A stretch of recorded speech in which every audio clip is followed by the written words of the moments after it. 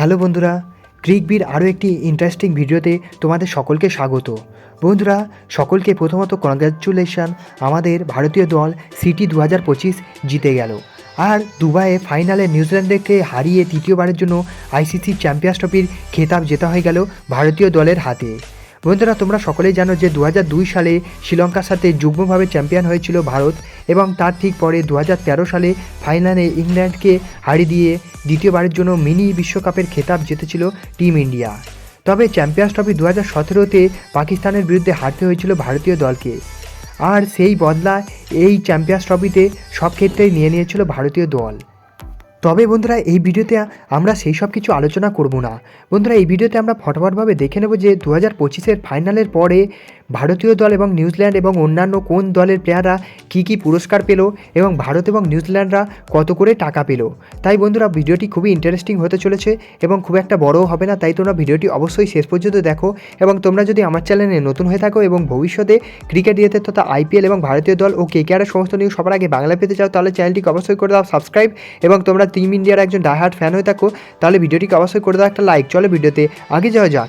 বন্ধুরা, গত 9 মাসের মধ্যে বিসিসিআইয়ের ক্যাবিনেটে ঢুকে গেল দুটি আইসিসি ট্রফি। অর্থাৎ বন্ধুরা, গত বছর 2024-এর অক্টোবর মাসে রোহিত শর্মার হাত ধরে টি-20 বিশ্বকাপের খেতাব জিতেছিল ভারতীয় দল।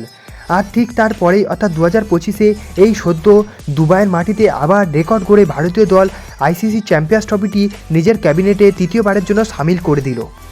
তাই বন্ধুরা, আপাতত দেখে নেওয়া যাক যে এবারে চ্যাম্পিয়ন্স ট্রফি জিতে ভারত কত টাকা পুরস্কার পেল, এবং তার পাশাপাশি আমরা এও জেনে নেব যে রানার্স হয়ে নিউজিল্যান্ডের পকেটে কত টাকা বা ঢুকলো।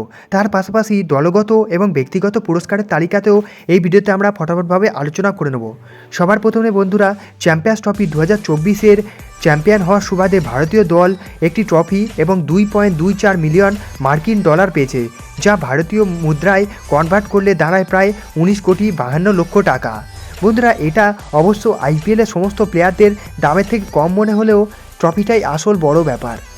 এরপর বন্ধুরা, রানার্স দল হিসাবে নিউজিল্যান্ড একটি ট্রফি এবং 1.12 মিলিয়ন মার্কিন ডলার পেয়েছে, যা ভারতীয় মুদ্রায় প্রায় 9,75,00,000 টাকা। এবার ইন্ডিভিজুয়াল পারফরমেন্সের কথা বলতে গেলে ফাইনালে ম্যান অফ দ্য ম্যাচের খেতাবটি পেয়েছে রোহিত শর্মা।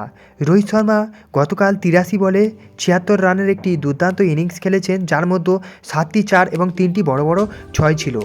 এরপর বন্ধুরা, টুর্নামেন্টের সেরা ক্রিকেটার হয়েছে নিউজিল্যান্ডের দুর্দান্ত অলরাউন্ডার রচিন রবীন্দ্র অবশ্য টুর্নামেন্ট শুরুর আগে সেইভাবে ফর্মে ছিল না, তবে টুর্নামেন্টে 4 ম্যাচে তিনি 263 রান করেছে, তার পাশাপাশি 3টি উইকেটও পেয়েছেন। এরপর বন্ধুরা, গোল্ডেন ব্যাট হিসাবে সবথেকে বেশি রান করেছে আবার নিউজিল্যান্ডের রচিন রবীন্দ্র। আর বন্ধুরা, গোল্ডেন বলও পেয়েছে নিউজিল্যান্ডের আরও এক বোলার ম্যাট হেনরি 4টি ম্যাচে 10টি উইকেট নিয়েছে। অবশ্য বন্ধুরা, আমাদের বরুণ চক্রবর্তীও 9টি উইকেট নিয়েছে, তবে একটি ম্যাচ কম খেলেছে। অবশ্য প্রথম থেকে যদি বরুণ চক্রবর্তীকে খেলানো যেত তাহলে অবশ্যই সে এই লিস্টে টপ করত। বন্ধুরা, তোমাদের কি মনে হয় বরুণ চক্রবর্তী এই লিস্টে টপ করার যোগ্য ছিল? বন্ধুরা, তোমরা অবশ্যই কমেন্টে সেটা জানাতে পারো। উল্লেখ্য, প্রাইজ মানি ছাড়াও গ্রুপ লিগের প্রতিটি ম্যাচে জয়েন করার জন্য ভারতীয় মুদ্রায় প্রায় 30 লক্ষ টাকা করে পেয়েছে প্রতিটি দলগুলি। ভারত গ্রুপ লিগে 3টি ম্যাচ জিতেছে, যার অর্থ ভারত 3টি ম্যাচের জন্য বাড়তি 90 লক্ষ টাকা পেয়েছে। এছাড়া টুর্নামেন্টে অংশ নেওয়ার জন্য প্রতিটি দল ভারতীয় মুদ্রায় পায় 1,80,00,000 টাকা পেয়েছে। আর বন্ধুরা, সব কিছু হিসাব করে শেষ পর্যন্ত ভারতীয় দলের হাতে দাঁড়ায় প্রায় 21,55,00,000 টাকা। আর নিউজিল্যান্ডের আয় ভারতীয় মুদ্রায় প্রায় 11,43,00,000 টাকা।